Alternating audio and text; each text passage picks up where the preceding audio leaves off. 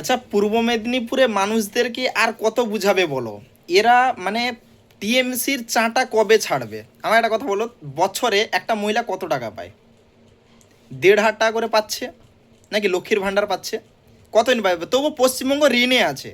তুমি বলো আমাদের পাশের স্টেট তোমরা জানো, আমি ধরো মানে রামনগর থানার অন্তর্গত। এবার রামনগর পর দীঘা, দীঘা বর্ডার পড়ে আছে, সেটা হচ্ছে উড়িষ্যা।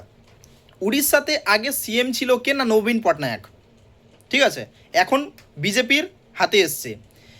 এই উড়িষ্যাতে আগে কী পেতো সেটা বাদ দাও, এখন বিজেপি আসার পর মহিলারা কিন্তু 50,000 টাকা এককালীন পাচ্ছে। এককালীন 50,000 টাকা করে পাচ্ছে, আমাদের পশ্চিমবঙ্গতে আছে। তারপরেও আবার বলছে কি না, উড়িষ্যাতে তো বিজেপি সরকার আছে, বলে উড়িষ্যাতে মুসলিম হিন্দু নিয়ে কি দাঙ্গা ভাষা আছে? আছে কি? নেই। আচ্ছা বলো, এই ইউপিতে আছে? নেই। গুজরাটে আছে? নেই। আপনার দিল্লিতে আছে? নেই। তাহলে কি পশ্চিমবঙ্গ কি একমাত্র শত্রু হয়ে যাবে বিজেপি এলে? এরা কত পা ছাড়ছে টিএমসির, দেখো কত পা ছাড়ছে, এত অন্ধভক্ত। মানে এদের কাছে এই জোড়া ফুলটা যে পতাকাটা ওইটাই হচ্ছে ইম্পর্ট্যান্ট, এদের কাছে দিদিটা ইম্পর্ট্যান্ট। নিজেদের বাড়ির যে মহিলারা আজকে কোনো প্রোটেকশন পাচ্ছে না, আজকে কোনো মানে সরকারের কোনো ফ্যাসিলিটি পাচ্ছে না, সেটা তাদের কাছে ইম্পর্ট্যান্ট নয়। মানে এতটা এরা অসভ্য, এতটা নোংরা লোক এরা, এতটা অসভ্য, এতটা নোংরা এই টিএমসির নেতারা।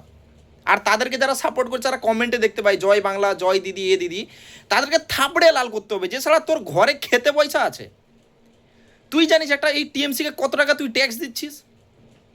একটা হিসাব নিয়ে দেখ। মানে এরা কোনোদিন স্কুল যায়নি, এরা মানুষ চিনতে শিখে না, এরা অসভ্য এক নম্বর।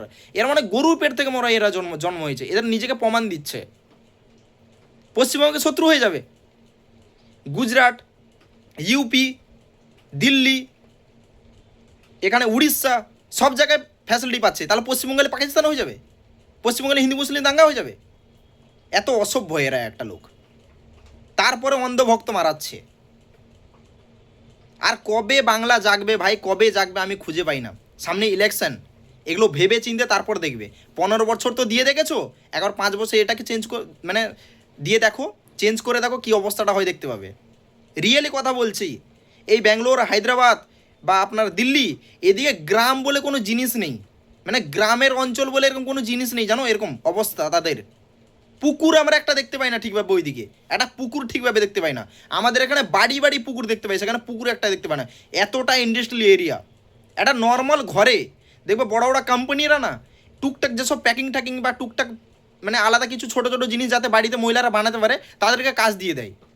সেরকম সামলানোর একটা তাদের এজেন্ট আছে, যে এই কোম্পানির বাইরের যে ওয়ার্কার দিয়ে কাজ করাবে, জিনিস দিয়ে কাজ করাবে, তারা কাজ দিয়ে যাবে, 7 দিন পর সেই কাজটা আবার নিতে আসবে। তারা বাড়িতে বসে কাজ করছে, এরকম বাইরে ইন্ডাস্ট্রিয়াল এরিয়া। মানে বাড়িতে বসে বসে মহিলারাও কাজ করছে, কোম্পানি জিনিসপত্র টুকটাক কাজ করছে। কিন্তু আমাদের পশ্চিমবঙ্গে কিছু আছে, একটা ছেলেরা চাকরি পাচ্ছে না, কোম্পানিকে বসাতে নেই, কোম্পানির কাজ কি করবে? অলিগলির লোকরা বম্বেতে চলে যাবে। আমি কিছুদিন পর বম্বে যাব, আমার টিকিট হয়ে গেছে ফ্লাইটে। আমি কিছুদিন পর বম্বে যাব, যদি যাই তাহলে ভিডিও তোমাদের দেখাবো। হয়তো এই ইলেকশনের পরে আমি যাব, তোমাদের দেখাবো। দেখবে বম্বেতে একটা বড় কোম্পানি আছে, তো ধরো কোনো বড় ফ্যাক্টরি আছে, সেই ফ্যাক্টরিতে ছোটো ছোটো কাজ, তো ছোটো ছোটো কাজ ফ্যাক্টরিতে করা সম্ভব নয়, সেটা মহিলাদের দিয়ে বসিয়ে কাজ করা সম্ভব। সে কাজগুলো মহিলাদেরকে ঘর করে দিয়ে চলে যাবে, 20টা ঘর আছে, 20টা ঘরকে দিয়ে চলে যাবে। সেই হিসেবে দেখতে গেলে পার ডে তাদের 500 টাকা করে ইনকাম হচ্ছে, এরকম হয়তো সেখানে। আর আমাদের এখানে সেটা কোম্পানিকেই তো বসাতে দেয়নি পশ্চিমবঙ্গতে। নর্মাল মানুষ কাজ কী পাবে? আছে শিল্প কি না? চপ শিল্প আছে, বিজনেস আছে, কাজ কি না? স্টেশনে বসে ঘুগনি আর মুড়ি বিক্রি করো, এটা হচ্ছে দিদির সিদ্ধান্ত। আর এগুলো ভেবে চিনতে, নিজের বাড়িতে ছেলে বেকার আছে, সামনে তোমাদের জেনারেশন, সামনে তোমাদের ছেলেরা পড়াশোনা করছে, চাকরি পাবে কি পাবে না, আর বেকারদের তো এখন মেয়ে জুটছে না। এসব কিছু ভাবনা চিন্তা করে ভেবে চিনতে তারপরে গিয়ে টিএমসিতে বাটনটা দাবাতে যাবে, না হলে বিজেপিকে দিবে, সেটা তোমাদের ব্যক্তিগত ব্যাপার। যদি নেক্সট পাকিস্তান দেখতে যাও বা নেক্সট বাংলাদেশ দেখতে যাও, তাহলে নিঃসন্দেহে আমাদের টিএমসিকে ভোটটা দিয়ে দাও। আর যদি ভালো দেখতে চাও, হিন্দুরা সুরক্ষিত বা নিজের বউ বাচ্চাদের, নিজের বোনেদের ঠিকঠাক সেভ রাখতে চাও, তাহলে কি বিজেপিতে ভোটটা দিয়ে দাও।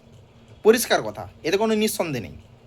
একবার দিয়ে দেখো, তারপর বুঝতে পারো যে বাকি আমাদের মানে আমার এই ভিডিওতে তো থেকে যাবে প্রমাণ হিসেবে, একবার তোমরা দেখে নিও। ঠিক আছে, আমি এত স্টেট ঘুরে এসেছি, আর আমি জানি, এটা আমরা জানি, আমাদের এক্সপিরিয়েন্স আছে।